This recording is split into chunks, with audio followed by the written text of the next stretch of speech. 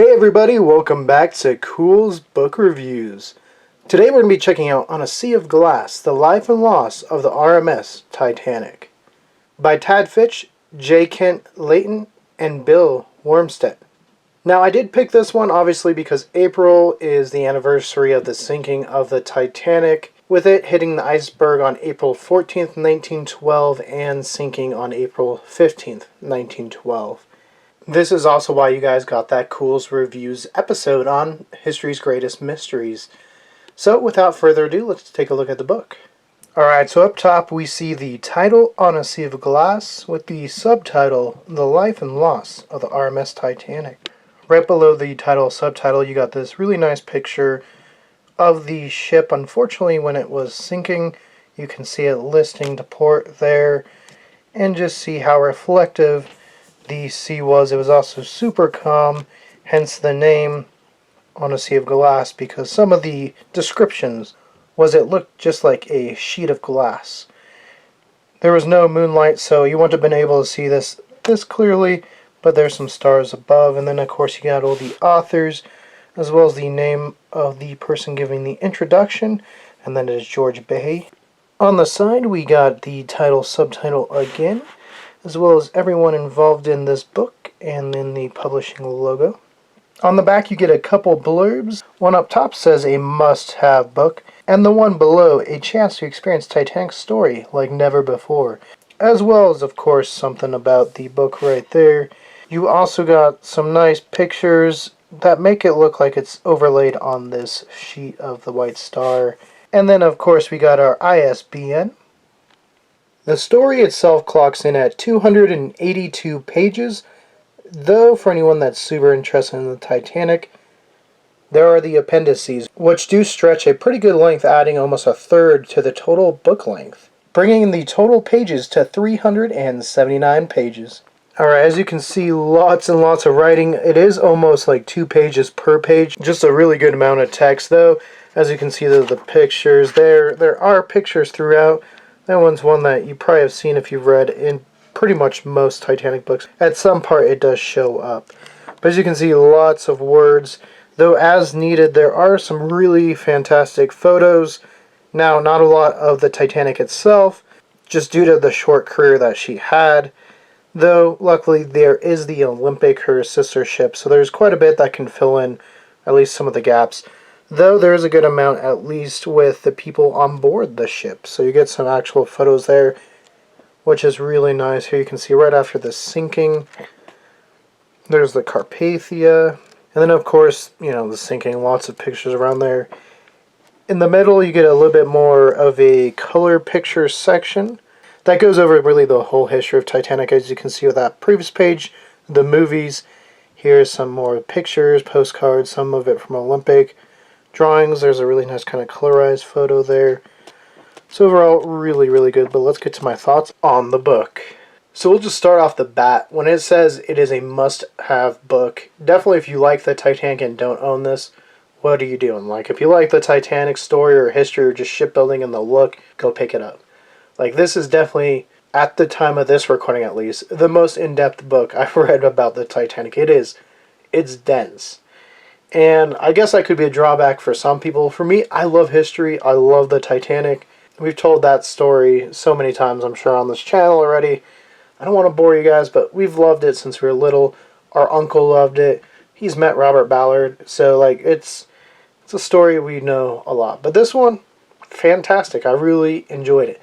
Now, like I said, it is dense. It's going to take you some time, because almost like when we did the Warren Commission one, where it was multiple on one page, or even when we get to that Brushy Bill book by Gail Cooper, where it's multiple or sometimes 3 on a page.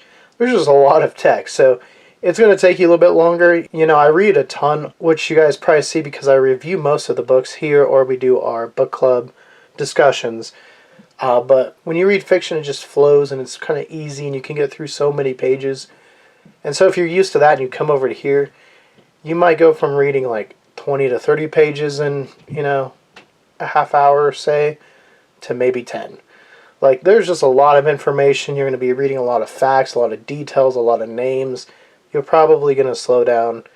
And so, yeah, I could see some people just not being a fan of it. For me, we'll kind of go into and maybe spoil a little bit. Yeah, the writing style's maybe not like a novel. It definitely tries to be, but because there's so much facts and history and stuff, it doesn't ever like delve into the textbooky feel. But it's definitely not that just like story like A Night to Remember, say, where it's kind of a straightforward read. But I really enjoyed it. I think it adds a lot to the story of the Titanic building. And also it goes into some of the conspiracies and why they're bunk. So yeah, overall I think I like it, but I can definitely see where the writing style might not be for everybody. But I would say if you like the Titanic and haven't read it, like, again, what are you doing? Go read it. Go pick it up.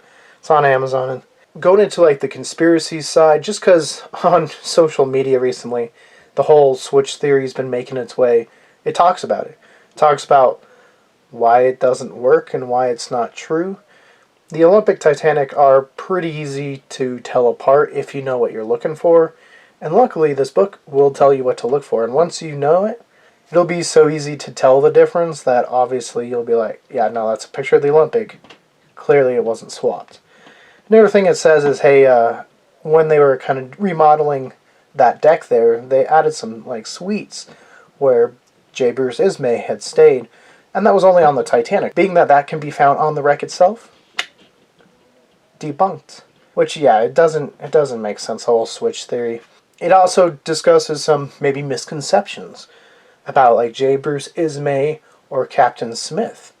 You know, J. Bruce Ismay, maybe because of media, movies and such, has really been painted one way. And I guess newspapers, because pretty soon after, they had to find a scapegoat, and J. Bruce Ismay was their scapegoat.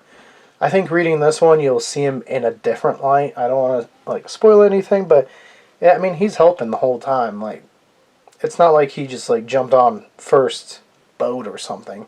Also, speaking of boats, it talks about the whole women and children first, which some of the officers took as women and children only. And so, of course, the lifeboats were lowered half full. Which something kind of recently, if you listen to like Ocean Liner Designs, I've listened to that channel. I do recommend it if you guys haven't checked that one out. But there's an interview with Kim Marshall, which, you know, growing up like on the Titanic, Lusitania, Britannia, any of those, you see a lot of his paintings. So it's super cool, but something you learn from there too, going into this lifeboat stuff, is in the movie Titanic, the davits were made by the same people. And even though the fiberglass boats that they were using on set were lighter, and the davits made for the movie were much stronger, they bent and shook all over the place. So can you imagine with a actual of-the-time lifeboat with not as strong davits? Like, apparently there's some stories of the Olympic ones where the davits reached all the way to the boat deck. Like, they bent that far and broke. So, of course, yeah, people are like, yeah, this big Titanic, I don't want to leave it. And I think that's something else going into the sinking. In this book, it discusses a lot of feelings from passengers and how they really just didn't want to leave the ship. They didn't see any immediate hurry, a little bit because the slope and the list and the sinking was pretty subtle at first, that your body really kind of compensated and adjusted for this. And thus you didn't have that kind of sheer panic of something's wrong.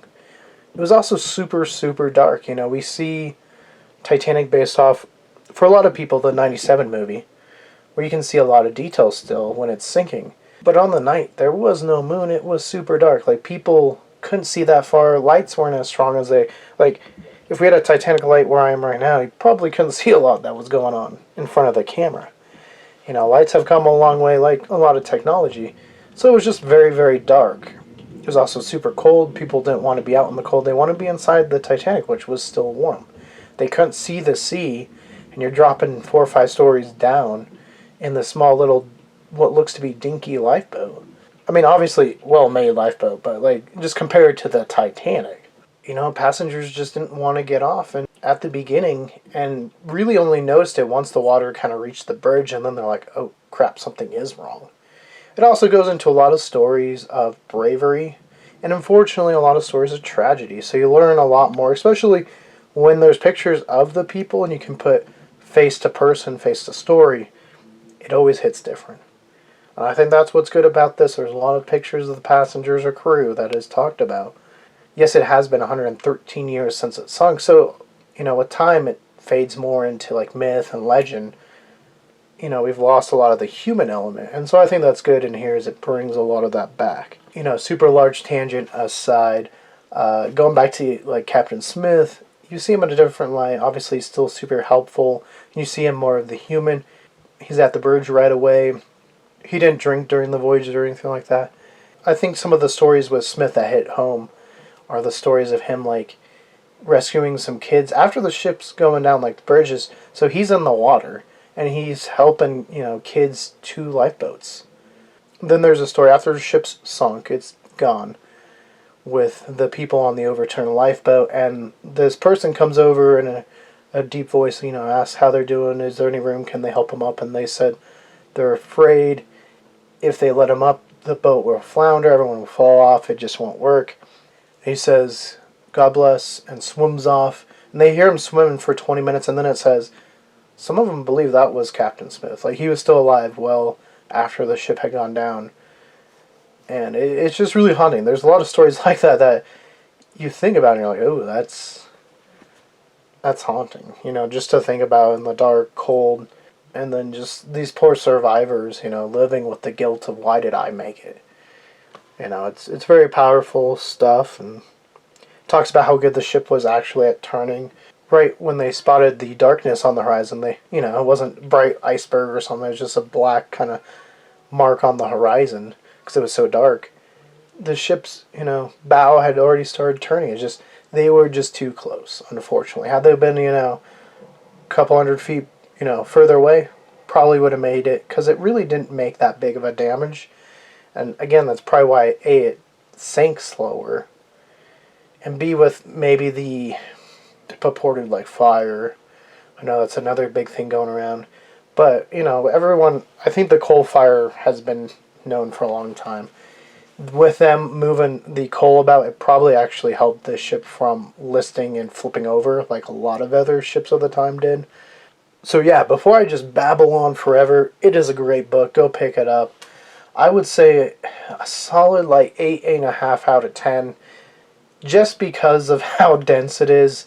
I really enjoy it, but because I'm trying to help give you the rating for just readability, as for the person that maybe doesn't love the Titanic like we do, yeah, it might be a little bit harder to get through. But for me, I was fine with it. I enjoyed it. Like I said, there's appendices that add another third onto the book, pretty much.